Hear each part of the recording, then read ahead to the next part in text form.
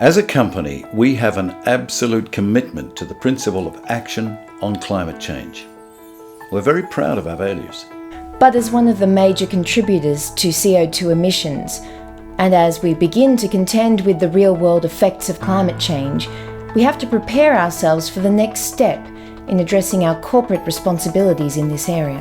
While the steps on the surface seem to be in opposition to our self-interest, the reality is, however, that they are actually in opposition to our self-interest. So we recognise what we call the gap. The gap is the problem of simultaneously holding two contradictory positions. On one hand, to act on our responsibility to humanity, but on the other hand, to deliver on our commitment to superior value for our shareholders. We needed to take a leap of faith. An intuitive step outside of the limitations of science-based argument.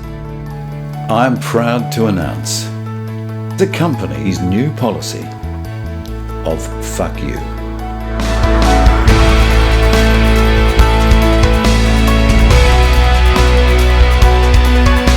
Fuck you is more than a policy. It's a philosophy where we're able to straddle the dichotomy between what we know is true and how we can benefit by ignoring that truth.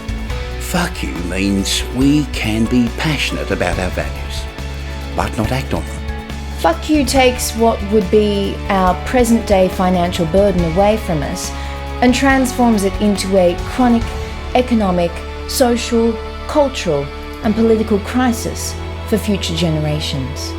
The genius of this, however, is that we transferred it away from us. It ensures solid returns to our shareholders by killing their grandchildren.